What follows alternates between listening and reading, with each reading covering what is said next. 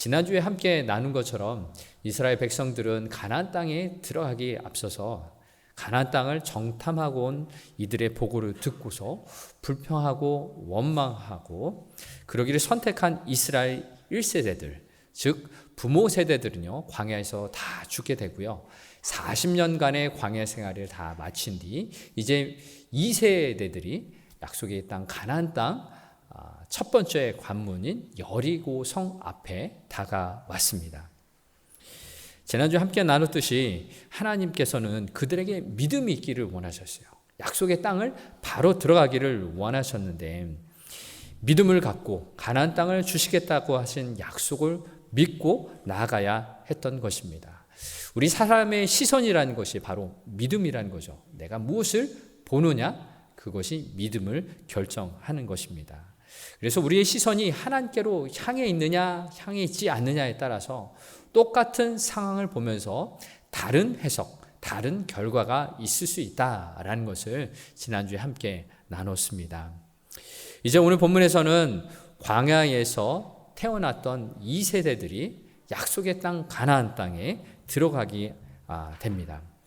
특별히 오늘 이 방금 읽었던 본문 가나안 땅의 첫 성 여리고 성 앞에 서 있는 이 본문은 굉장히 중요한 사건이라고 말을 할 수가 있습니다. 왜냐하면 이 첫 번째 관문인 여리고 성을 반드시 통과해야만 약속의 땅에 들어갈 수 있기 때문입니다. 그런데요, 문제가 있어요. 여리고 성은 굉장히 튼튼한 성이어서 쉽게 점령하기가 어려운 성이었던 것입니다. 고고학적인 발견들이 1930년대, 1950년대 대대적으로 이 여리고성을 발굴을 했는데요. 사진 한번 보시겠습니까?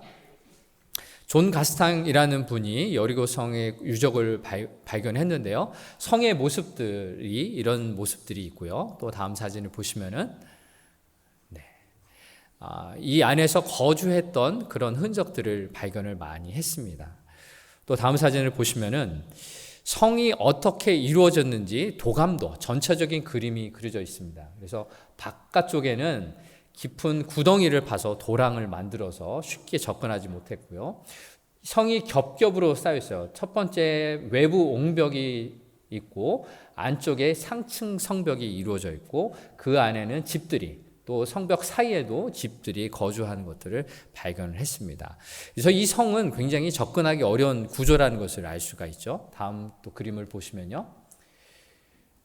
바깥에 흙으로 옹벽을 쌓았고 5m 정도 쌓았고 그 위에 7m 정도 바깥측 성벽을 쌓았어요. 그리고 그 안에 사람들이 거주하고 안쪽의 성벽을 또 보시면은 또 높은 성벽을 쌓아서 전체적인 높이는 여기 아래에서 위까지는 14m 정도 되어 있고요.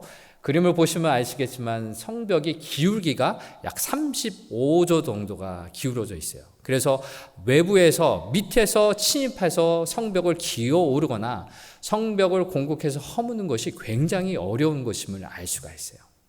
그래서 오늘 본문 1절에 보면은 이 성문이 굳게 닫혀 있어서 아무도 출입하는 사람이 없었다라고 기록되어 있습니다.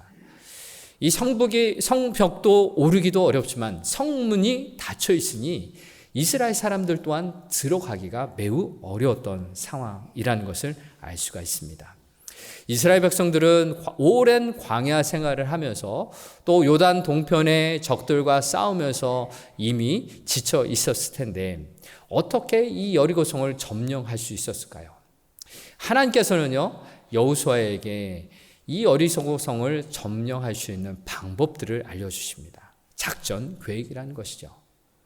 오늘 이것을 함께 나누면서 우리의 인생들 앞에 여리고성과 같이 견고한 성, 우리가 결코 들어가기 어려운, 해결하기 어려운 수많은 문제들 앞에서 우리는 어떻게 할 수 있는지 하나님의 방법을 함께 찾아보려고 합니다. 하나님은 이 여리고성을 점령하기 위해서 어떤 작전 계획을 말씀하실까요? 첫 번째 하나님의 작전 명령은요, 약속을 이루시는 하나님을 믿으라라는 것입니다. 하나님의 약속의 말씀을 믿으라는 것이죠. 본문 2절에서 하나님은 무엇을 약속하고 계실까요? 2절의 말씀입니다. 여호와께서 여호수아에게 이르시되 보라 내가 여리고와 그 왕과 용사들을 내 손에 넘겨 주었으니. 아멘. 여리고 성을 점령하기에 앞서서 여호수아에게 하나님은 말씀하십니다. 아직 여리고 성을 점령하지 않았어요. 전쟁도 하지 않았는데요. 뭐라고 말씀하십니까? 보라 내가 여리고와 그 왕과 용사들을 너의 손에 넘겨주었다 라고 말씀하십니다. 미래의 일 아직 일어나지도 않았는데 눈앞에 구체적으로 일어난 사건으로 너에게 주었다 라고 분명하게 약속하고 계십니다. 이미 넘겨받았으니 믿음으로 성을 돌아라 라고 말씀하십니다. 3절의 말씀이에요. 너희 모든 군사는 그 성을 둘러 성 주위를 매일 한 번씩 돌되 엿새 동안을 그리하라. 아멘. 참 이상한 명령이에요. 이스라엘은 군사 훈련도 제대로 받지 못했고요. 또 무기다운 무기도 없었어요. 그러면 하나님께서 군사 훈련을 이렇게 해라. 이렇게 작전 계획을 세워라. 또 성을 공격해서 무너뜨릴 수 있는 무기들을 만들어 주시면 얼마나 좋겠습니까? 그런데 하나님이 주신 첫 번째 작전 명령은 이 성을 너에게 주었으니 성을 매일 한 바퀴씩 돌아라. 그리고 마지막 7번째 날은 7번 돌고 큰 소리로 외쳐라 라는 것이 하나님의 명령이었어요. 참으로 이해하기 어렵고 순종하기 답답한 그런 상황입니다. 그런데 분명한 것은요, 여호수아에게 말씀하여 주셨듯이 아직 전쟁도 일어나지 않았는데 그 땅을 밟지도 않았는데 하나님께서 여리고 성과 그 왕과 용사들을 너의 손에 넘기셨다라고 분명하게 약속해 주십니다. 아직 일어나지 않은 것에 대해서 이렇게 확실하게 약속하실 때에는요, 성경에는 이런 것들이 약속과 관련해서 이런 말씀을 하시는 경우가 많이 있습니다. 왜요? 하나님은 약속하신 것을 이루시는 분이시기 때문에 일어나지 않은 상황이지만 이루어진 것으로 말씀하세요. 그래서 우리에게는 무엇이 필요합니까? 여리고성 앞에 선 이스라엘 백성들에게는 무엇이 필요합니까? 하나님의 약속을 믿는 믿음이 필요한 것이었죠. 하나님이 주셨다라고 약속해 주셨으니 이제 순종하기만 하면 되는 것입니다. 성을 매일 한 바퀴씩 돌고 마지막 7째 날에는 7번 도는 것, 그리고 함성을 지르는 것, 이렇게 순종하기만 하면은 약속하신 말씀대로 그 성과 왕과 용사들을 그에게 주신 것이나 다름없는 것입니다. 믿음이란 하나님의 약속이 이미 이루어졌다라고 믿고 확신하는 것입니다. 그래서 예수님은 마가복음 11장 24절에서 이렇게 말씀하십니다. 그러므로 내가 너희에게 말하노니 무엇이든지 기도하고 구하는 것은 받은 줄로 믿으라. 그리하면 너희에게 그대로 되리라. 아멘. 믿음의 기도로 구하였으면 이미 받은 것이다 라고 예수님은 친히 우리에게 말씀해 주십니다. 아직 여리고성의 전쟁이 시작하지도 않았어요. 그러나 승리를 약속해 주셨어요. 누가요? 약속을 지키시는 하나님이 그렇게 말씀해 주신 것입니다. 그래서 우리에게 필요한 것은 믿음이에요. 순종이라는 것이죠. 믿음의 순종을 통하여서 하나님이 이루어 주신 것을 얻는 것이 우리의 믿음의 생활이라는 것입니다. 우리에게도 여리고성과 같이 결코 무너지지 않을 것과 같은, 쉽게 해결되지 않을 것과 같은 그런 일들이 있습니다. 이때 우리에게도 무엇이 필요합니까? 우리에게도 믿음이 필요한 것입니다. 어떤 분들은요, 믿음이 좋다는 것을 덮어놓고 믿는 것이 좋은 믿음이다라고 얘기하는데요.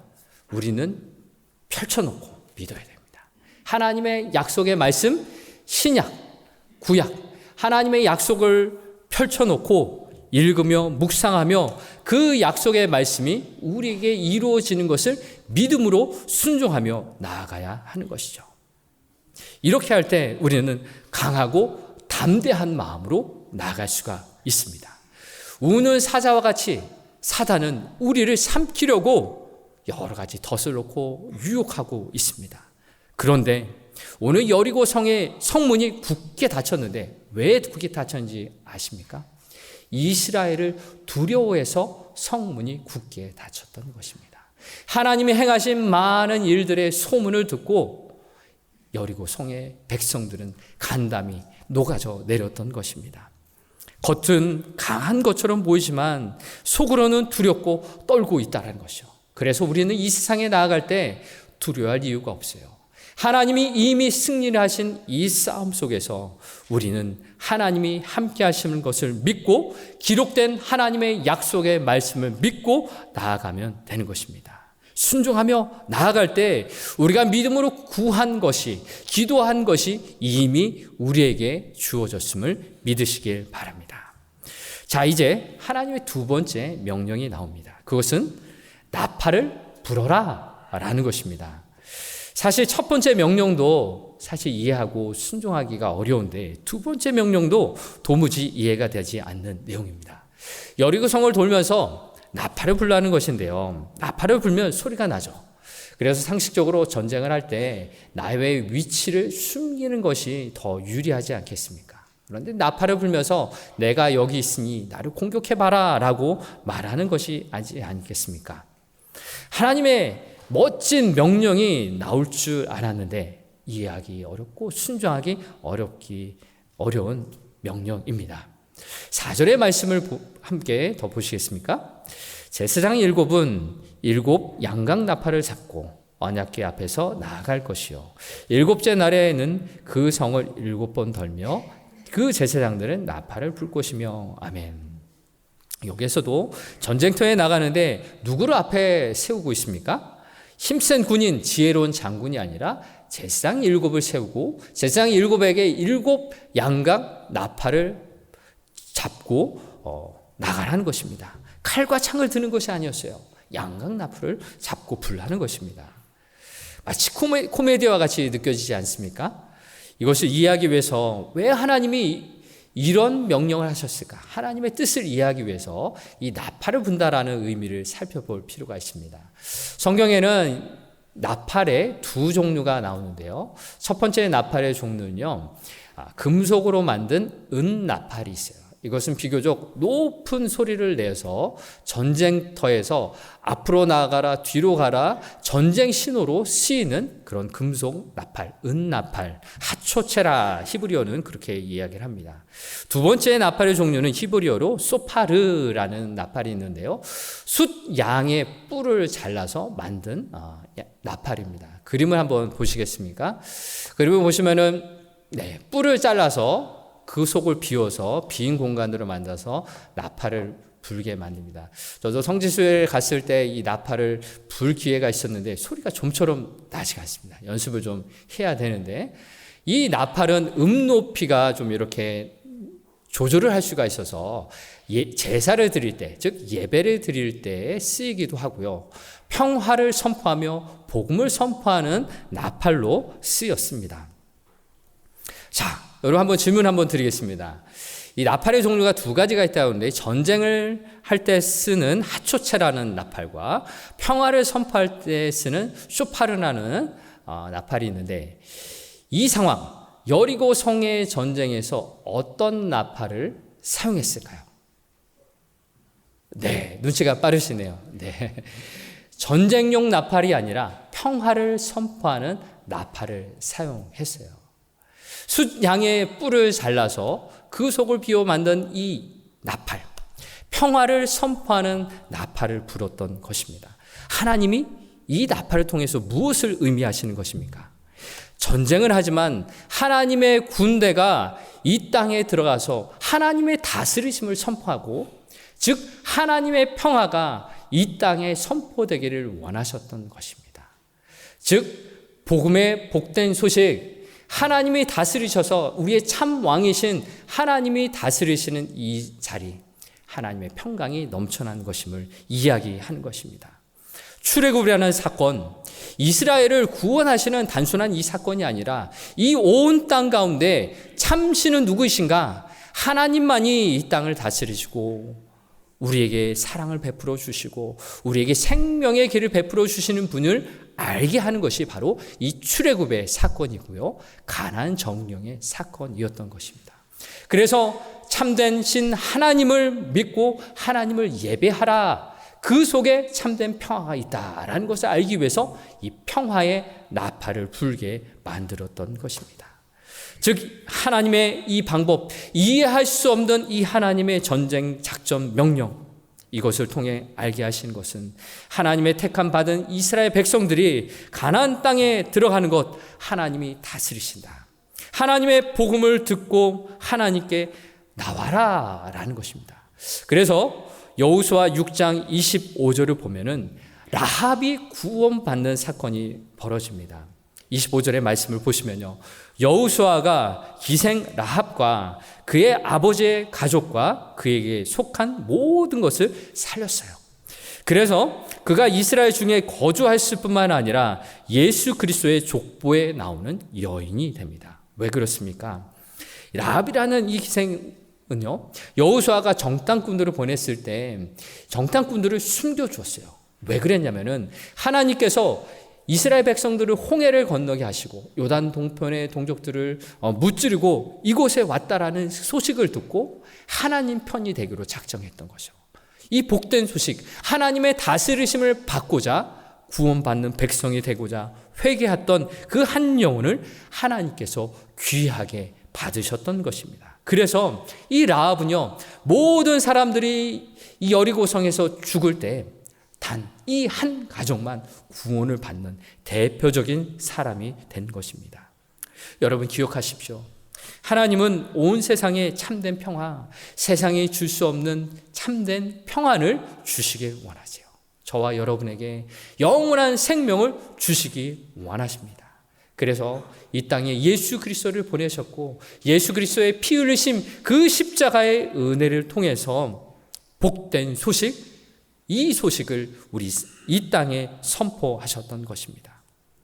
자, 이제 저와 여러분이 이제 그 복된 소식을 전하는 사람이 되어야 하는 것입니다. 왜요? 저와 여러분을 왕 같은 제사장으로 삼으시고 우리의 손에 이 양각 나팔 쇼페르를 들고 복음의 소식, 평화의 소식을 전하라라고 말씀하시기 때문입니다. 저와 여러분이 살아가는 가정과 학교와 일터와 모든 삶의 자리에서 평화를 선포하라고 말씀하십니다. 복음을 선포하는, 전파하는 나팔을 부시기 바랍니다. 그러면 평화의 복음의 나팔의 소식을 듣고 우리의 가족과 친구들과 이웃들이 하나님 앞에 나와 구원을 얻을 줄 믿습니다. 이제 세 번째 마지막 작전 명령입니다. 그것은 아무 말도 하지 말라라는 거룩한 침묵의 명령을 하셨습니다. 오늘 본문 10절의 말씀을 같이 한번 읽어보겠습니다. 여호수아가 백성에게 명령하여 이르되 너희는 외치지 말며 너희 음성을 들리게 하지 말며 너희 입에서 아무 말도 내지 말라. 그리하다가 내가 너희에게 명령하여 외치라 하는 날에 외칠지니라 하고. 아멘. 하나님은 명령하셨어요. 7일 동안 아무 말도 내지 말라, 침묵하라, 거룩한 명령을 하셨습니다. 아무리 말이 많아서 또 하고 싶은 말이 있어도 하지 말아야 했습니다. 입을 꾹 다물고 성을 돌아야만 했습니다. 왜 이런 명령을 하셨을까요?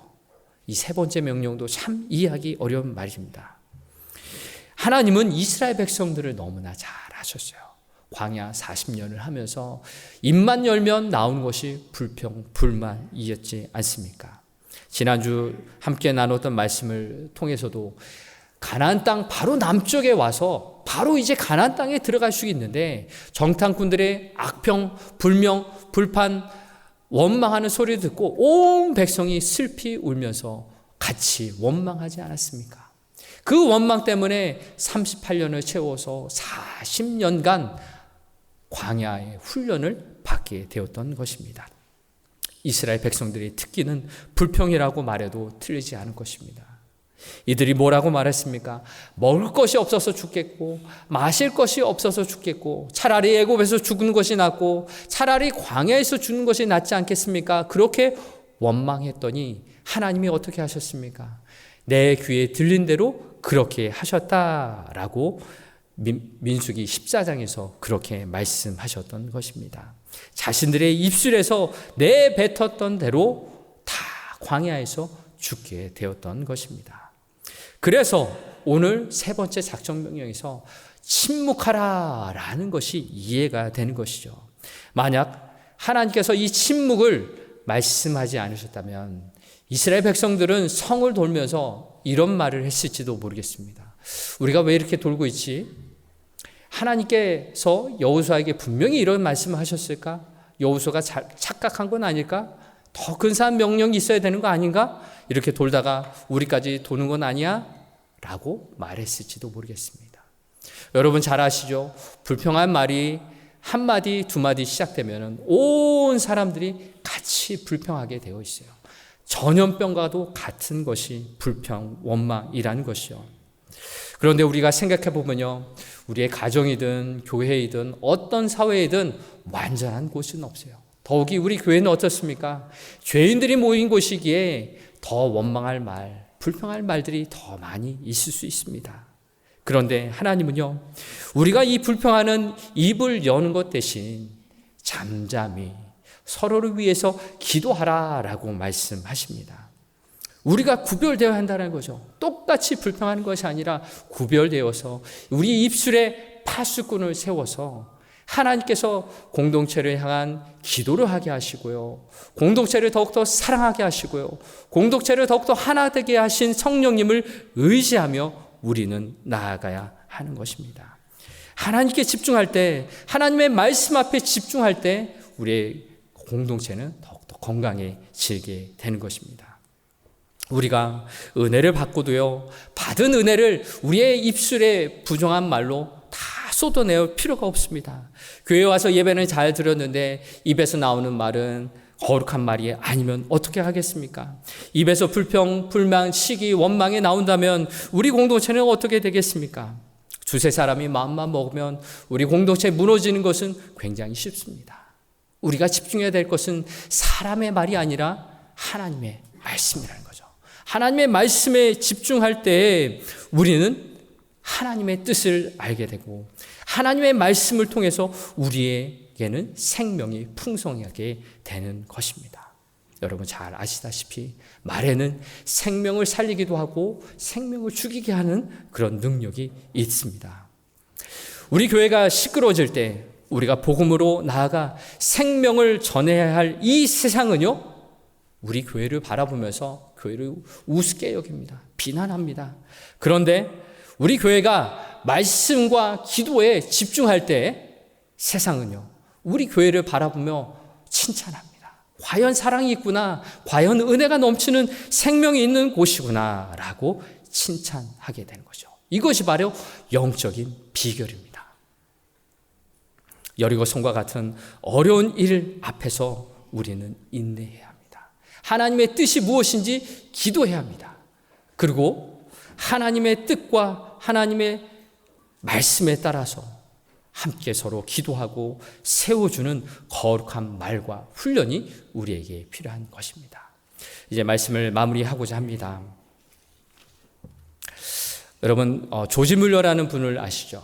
5만 번의 기도 응답을 받으신 분이신데, 이분은 원래 독일에서 태어나셨고 부유한 집에서 태어나서 방탕한 생활을 많이 했던 분이신데 20세에 어떤 교회에서 회개를 하고 하나님을 진심으로 믿게 되고 영국으로 선교하기 위해서 영국으로 건너갔습니다. 그가 영국에서 했던 일들은요, 고아원을 세웠고요, 수많은 사람들이 복음을 증거하는 삶을 살았었는데, 그가 고아원을 운영했던 것 중에서 하나님의 방법으로 운영하고자 했어요. 그가 붙들었던 약속의 말씀은 시편 68편 5절에 하나님은 고아의 아버지시다라는 것이었어요. 하나님이 고아의 아버지시기 때문에 그 아버지가 이 고아들을 그냥 놔두지 않는다라는 그런 약속의 말씀을 붙들었던 것입니다. 그래서 그가 택했던 방법은요, 기도였어요. 기도. 고아원에게 먹을 것이 없어서 아침 식사가 없을 때 아이들을 불러 모읍니다. 식탁에 앉아서 하나님께 감사 기도를 하는 거예요. 하나님, 오늘도 우리에게 풍성한 양식을 내려주심을 감사합니다. 그렇게 기도를 했던 거죠. 아이들과 함께 기도를 마치면요, 하나님께서는 어떤 사람들을 통해서 음식을 가져다 주는 거예요. 기도만 했는데 하나님의 방법대로 약속의 하나님, 고아의 하나님이라는 그 약속의 말씀을 붙들고 기도만 했는데, 그리고 그렇게 믿음으로 순종하며 기도만 했는데 사람들이 빵과 우유를 갖다 주는 엄청난 기적을 체험합니다. 이것이 5만 번 기도의 응답을 받은 사람, 그래서 그의 일기를 통해서 3,000페이지가 넘는 하나님의 응답하신 사건들이 기록이 되어 있어요. 몇 개만 소개해 드리겠습니다. 오늘 돈이 거의 다 떨어졌다. 남은 돈이 20링밖에 없어서 빵을 살지 저녁거리로 고기를 살지 망설이고 있는데 빵가게 주인이 와서 빵을 주고 갔다. 또 이런 기록이 있습니다. 고아원에 석탄과 약품이 다 떨어졌다. 우리는 필요한 것을 공급해 달라고 기도했다. 저녁에 한 고아가 도착했는데 그 아이 편에 보내온 귀금속을 팔았더니 16파운드나 되었다. 이 돈으로 많은 경비를 지출할 수 있었다. 이런 기도 응답이 3,000페이지나 넘게 기록이 되어 있어요. 무엇입니까?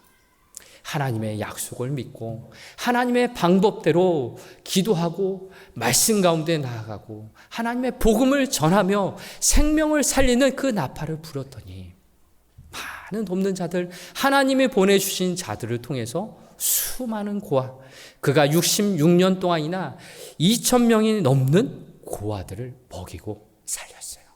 엄청난 하나님의 역사가 일어났던 것입니다.